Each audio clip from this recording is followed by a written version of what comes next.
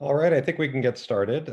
Thank you all for joining us for today's Lunchtime Art Talk, which, as many of you know, is a weekly series led by Hammer curators on works from the collection.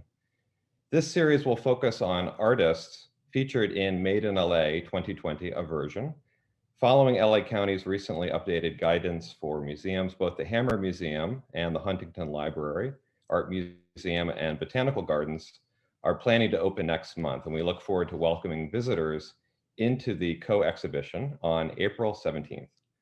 I'm Dennis Carr, the Virginia Steele Scott Chief Curator of American Art at the Huntington, and I will be presenting this afternoon's talk on Christina Forrer. Joining me today is Hammer Museum Curatorial Assistant Nicholas Barlow, who will be helping me answer your questions later in the program.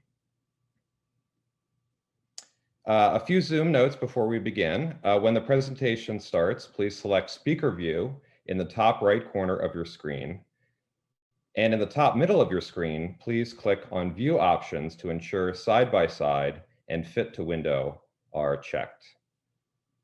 Please note that today's program is being recorded. You have the option to toggle your camera on and off using the camera icon in the bottom left corner, whatever you're most comfortable with. You will remain on mute until the end of the presentation, at which point Nick will help me unmute those who have questions. During the presentation, if you have any questions, or including any technical issues, you can ask those using the chat feature at the bottom of your screen. So I think we're ready to get started. Josephine, can you bring up my slides, please? Thank you very much. Again, my name is Dennis Carr, and I'm a curator at the Huntington. I had the great pleasure of working with the wonderful biennial curators, Lauren and Miriam and Ike, and so many good colleagues at the Hammer on the installation of Made in LA at the Huntington. I thought that the curators did an especially excellent job of working with the artists to situate a number of the contemporary artworks within and around and in conversation with the historic collections at the Huntington. And one of my favorite artists in this regard is Christina Forrer, a Swiss-born artist working here in Los Angeles. She has two large-scale tapestries on view in Made in LA, Gebunden 2, which is at the Hammer, and Intervision at the Huntington, both from 2020. So this on your screen is the tapestry at the Huntington, which features really bold colors and a complex composition with intermingled figures. The figures are visually connected through speech bubbles, through vines and foliage, and through the act of seeing, as in the upper center with the two figures connected, and the lower left corner. And there are different generations present, grandmothers and daughters and a grandchild. And they see, they yell, they interact. As described in the label copy in Made in LA, this work mediates or meditates on transference and trauma, considering how prejudice, anxiety, and strife can permeate generations. For example, from a grandmother to a mother to a daughter, infectiously, via body language and mannerisms, and how those anxieties reverberate and perpetuate. Can I have the next slide, please? Christina's presentation in Made in LA grew out of a series of recent works of increasingly larger scale, in which she explores ideas of trauma and intergenerational conflict, specifically trauma that is passed through families or through communities. And these two works on the screen were featured in exhibitions in New York. One example is 8 from 2017, and the other is Untitled, Green Background from 2018. One critic in the New Yorker described these images where blobby personages rage, panic, or engage in combative or bizarrely erotic goings-on in shared states of fire alarm commotion. Couldn't be described any better. When I first saw Christina's work, it made me think of the modern study of epigenetics, which examines genetics and brain science to understand how trauma can cause chemical changes in the body, in particular in brain chemistry, that can be passed down genetically through generations of families. So trauma is not just experiential, but rather can be inherited in a way that leaves latent chemical traces. Next slide, please. So Christina's visual style is rooted in folkloric traditions with her flat, colorful representations and almost cartoon-like figures. She mentioned to me recently that she had been influenced growing up around folk art in Switzerland, including folk textiles, but also wall frescoes and murals, and that she prefers the style of folk art for its visual clarity and its directness of message. There's no question what's going on, she had said to me. And she kind of likes the idea of direct action and how emotion can be expressed quite literally, like wearing it on your sleeves. So her work at the Huntington is really brilliantly situated at the entrance to the Jonathan and Karen Fielding collection of American folk art, which includes important examples of folk art painting, sculpture, and works on paper, mostly from the late 18th and early 19th centuries. And they were all collected by Jonathan and Karen Fielding, who are collectors based here in Los Angeles. A number of the works have been very generously donated to the Huntington's collections. Next slide. We're going to take you inside this folk art gallery where a few works are on view, including a really striking sculpture of a young girl that dates to around 1847. It was sculpted by the girl's family member, Asa Ames, who completed this sculpture only in his 20s. And the kind of really colorful, sometimes static representations that you often see in folk art, I think are among the things that Christina is drawing on in her own works. And seeing Christina's works and then walking back into this gallery, I can't help feeling that there's something uncannily or undeniably creepy about so many examples of American folk art from the 19th century. In particular, with the works on view on the screen, especially those on the back wall, those portraits of young children, many of which are actually posthumous portraits. They were painted of children who had died young, a family trauma that was very prevalent in the 19th century and is often commemorated through these kinds of portraits in an era before photography. Next slide, please. And in the gallery, there's also family portraits on view, including this watercolor of the Cavalry family painted by Joseph Davis in 1836, showing the father, Charles, the mother, Comfort, and the son, Isaac. It's a rather tender family scene, but the father seems a little too absorbed in his newspaper and perhaps his business affairs that are laid out on the table in front of him. And the newspaper visually cuts him off from the rest of the family.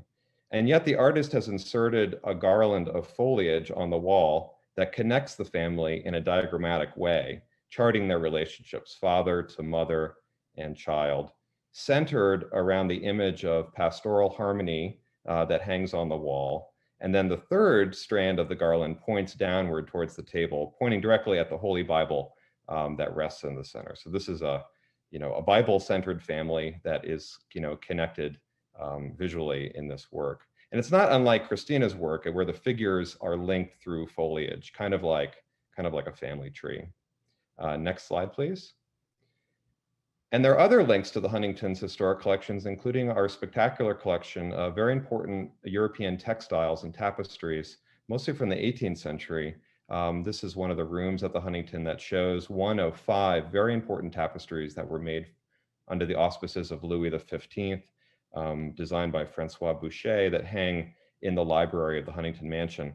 They were collected in 1909 by Henry Huntington as a gift, or I guess a gift to his almost future wife, Arabella Huntington. He paid $577,000 in 1909 for this group of tapestries, a huge sum in that time period, over $500,000, more than he paid constructing the entire mansion that's now at the Huntington.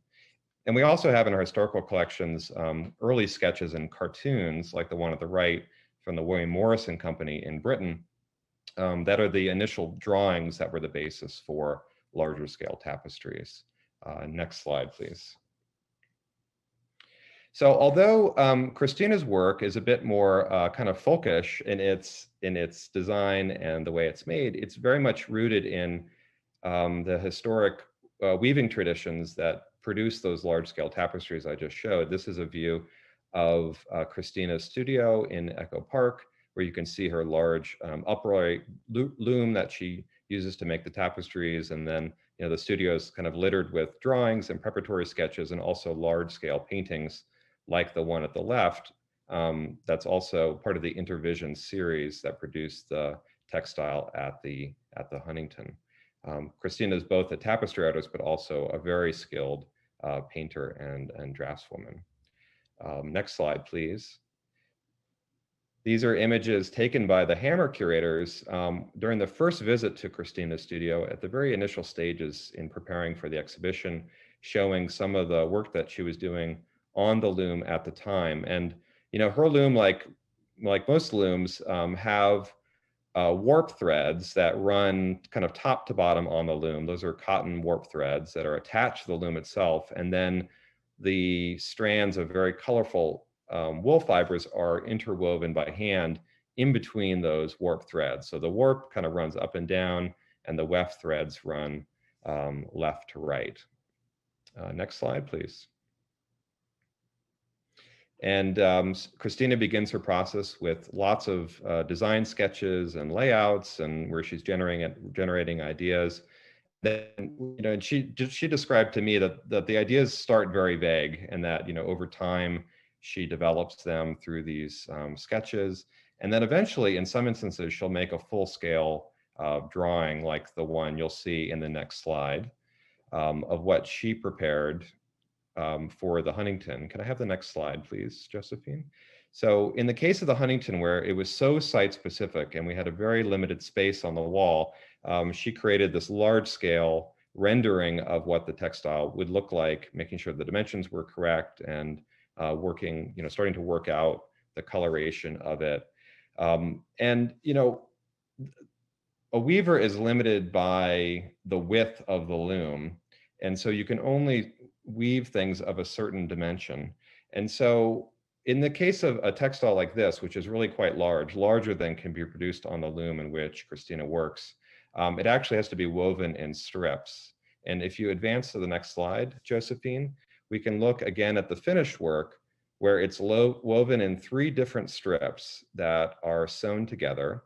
The warp threads, those up and down threads, are kind of sticking out on the sides of the textile. So imagine the weaver not working left, really working up and down. So those warp threads are top to bottom.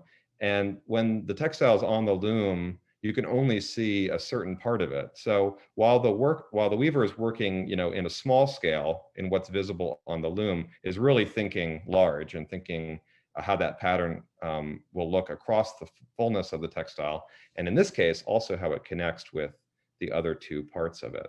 And so it's just really interesting to see how, how her work is visualized and then executed.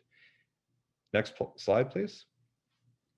The same is true for the spectacular textile that's even of a larger scale that's on view at the Hammer, called Gebunden 2 from 2020. It is also a family portrait. I think it's based on more personal family history from Christina. There are specific characters that are shown in it, and they're all interconnected through touch or communication. But in this case, there's almost a vine-like structure that emerges from the bodies and then kind of merges into others, almost like a family tree. I was thinking back to the historical collections at the Huntington. We have lots of examples of family trees that are drawn kind of in a similar way. But this family tree is a bit more menacing. Christina said to me that vines are beautiful, but they also kill eventually. So this is kind of a chaotic family grouping, kind of an image of a broken family.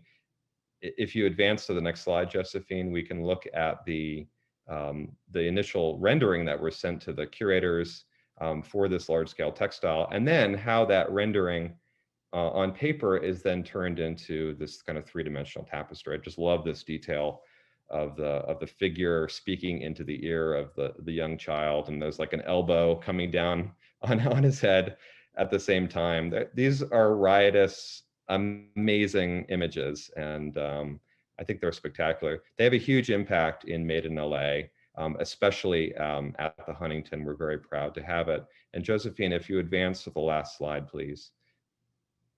And to me, although these textiles were conceived of before the pandemic and then executed during the pandemic, they're really emblematic of all that's happened this past year during COVID. When all of our worlds were shrunk down to the family unit or our individual pods, or however we've been spending the last year together, when everyone's on top of each other. And so our families have become much closer to us in a way during the past year. And I don't know what your family looks like, but this is kind of an interesting view of kind of what home life has been like for all of us. So we really look forward to sharing these textiles and all of the other works in Made in LA with you very, very soon. Again, the exhibition opens to the public on April 17th at both the Hammer and at the Huntington, and it'll be open through the beginning of August. So thank you very much for joining us today, and I'm happy to take questions. Thank you so much, Dennis. We will now begin answering some of your questions. Again, you can ask questions through the Zoom chat feature at the bottom of the screen, or you can ask questions verbally. To ask questions verbally, please either raise your hand physically like this, or raise your hand digitally by clicking the participants button at the bottom of the screen, and there will be an option for a raise hand icon. I'll call on you and unmute your mic so you can ask your question. But Dennis, I think I would start with a question that I have. You said that, you talked a little bit about the relationship between Christina's work and the tapestries and the folk art collection, that they sit adjacent. Did Christina have much access to the folk art collection while she was kind of considering and kind of creating the work?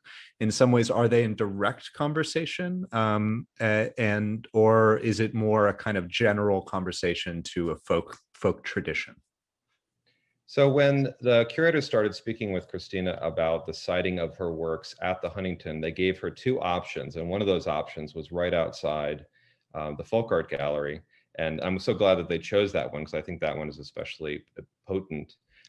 Christina did have access to the collection, but I think really didn't base it specifically on works in our galleries, but rather more in her general style of responding to folk art traditions and using those kind of visuals to present these other kind of family stories. So there isn't a direct conversation with the American works at the Huntington, but I think more generally just how it's cited, I think is really quite beautiful pairing that opens up not only the folk art works, as I mentioned. I started to look at them in new ways, but also opens up Christina's work and allows the visitor to see them together. Probably, I don't know if other exhibitions of her work have shown it in this way, but I think we're providing something certainly special at the Huntington. Terrific. We have a question from Lori Trainer. Does Christina work in textile, specifically because it is an homage to a woman's art, in quotes, since historically many women did handiwork or craft-based work? Yeah, a number of critics have mentioned that in describing her work.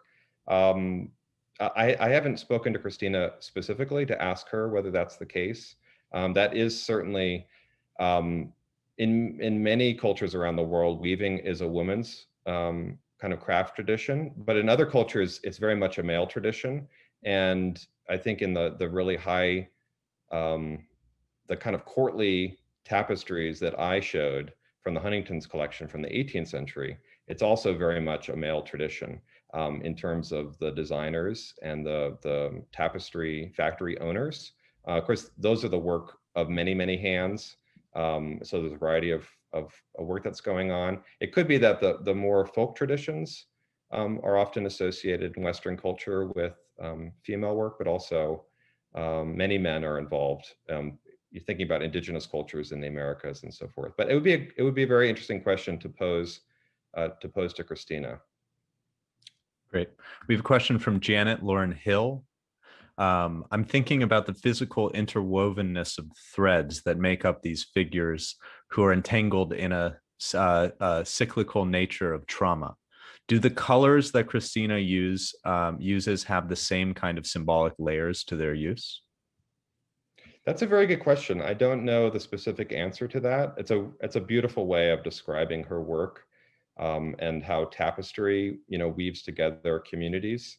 It's, tapestry work is not a solitary craft. There's so much work that goes into dyeing the wool thread, the wool yarns that um, that make up the tapestry. And in many tapestry traditions, it's not coming out of a single workshop, but rather is a result of community practice where families or members of families go and collect the materials,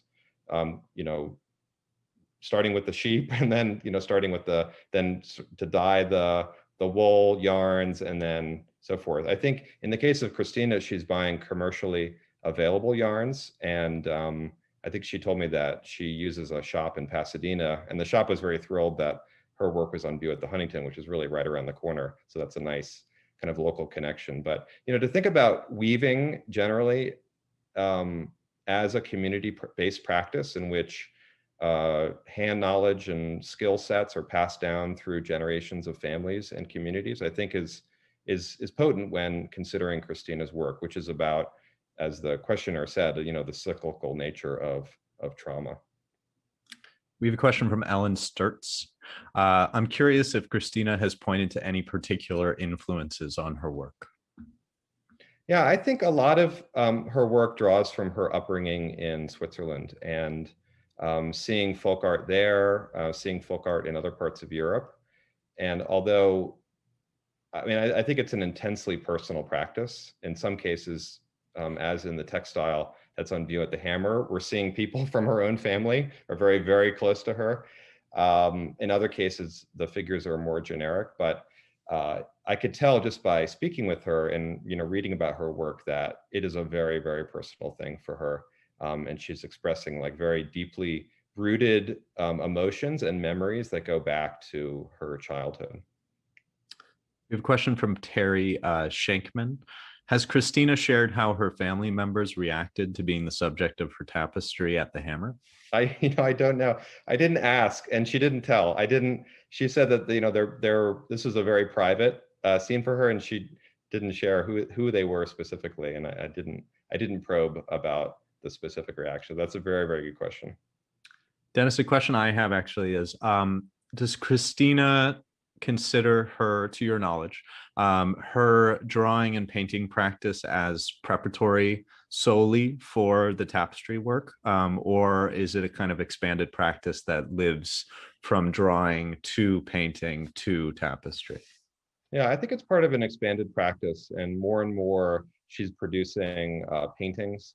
There was one that I showed, which is a large scale watercolor that's was on view in her studio next to the Loom, which she described as being not a cartoon for or a preparatory sketch for the finished tapestry, rather a work that exists side by side with it, and was actually, I think, conceived as she was conceiving the series itself.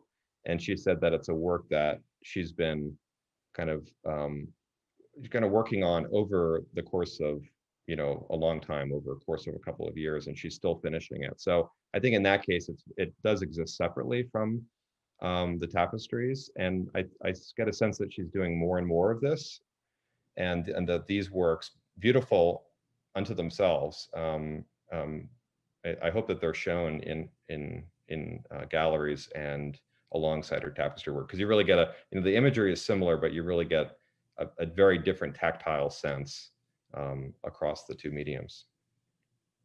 Great. Does anyone have any more questions? You can either put them in the chat or you can raise your... Oh, we have a question from Charles. Charles Magnussen. I'm going to unmute you, Charles. Hold on one second. Okay. Charles, you're unmuted. Okay, Dennis, thanks for participating in the lunchtime talks. These are very nice experiences. One aspect of it is, though, when you look, you're looking at something not as if you're there, looking at it. So you get a different perspective. And my reaction to the work was first that there seemed to be some relation to James Ensor, like his Christ's entry into Brussels at the Getty, and also Dubuffet. And I'm wondering, is there any merit to that thinking? That's a good question. As I've read about her work, it seems to be more closely drawn from folk traditions, including early 20th century artists who began to explore these folk traditions and the kind of visuals that go along with them for political ends, especially in Europe. So I think it does draw from a much longer historical narrative, as you're describing, but I think more specifically, it's more closely rooted in the kind of revival of folk traditions in the early 20th century. That'd be my read of it. We have one question. We'll do or a last kind of, oh yes, we have a question from, we have two quick questions, so maybe we can do these really quickly. Does Christina find inspiration in tapestry, historic or contemporary, as well as real life? In sense of how much of a tapestry kind of, I guess, in the sense of either technique or in content or in what is being depicted? That's a good question. My sense is that she's drawing just as heavily from painted wall murals and other works of art, and it doesn't necessarily draw from tapestry traditions historically, but she uses tapestry, I think, quite poetically to get at this kind of issue of community and the boundness of families. So gebunden, which is the title of the work at the Hammer, means bound or bound together. Very much, a family is bound together, but a tapestry is bound together, or it ceases to exist. So I think that she gets at the kind of homespun nature of families through the tapestry medium, but she's not necessarily drawing specifically from tapestry traditions only, just part of her practice. We have a question from Rachel Bauer, which is I love seeing the behind the scenes images in her studio. Are these available anywhere so I can share them with my students? And actually, Dennis, I think I can chime in to say that there's a catalog that is accompanying Made in LA, which has studio photography for each artist involved in Made in LA. So when you do go to the Huntington or Hammer, make sure to pick up a copy of the catalog, which has incredible photography of each artist's studio.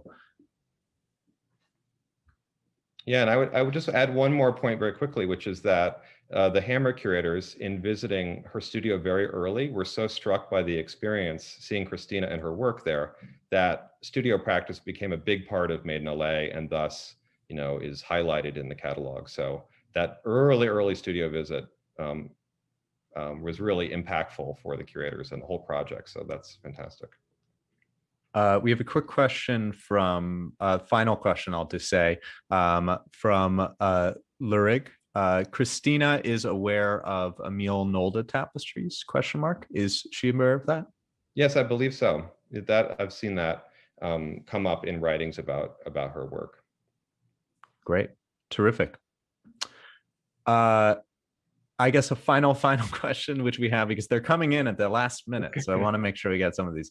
Do you think of Christina's work as unorthodox? Would you apply that term to her practice or her work? Oh my goodness. I mean, that's a great question. It's very orthodox in the sense that it's drawing from deeply rooted craft traditions that go back for millennia in a way.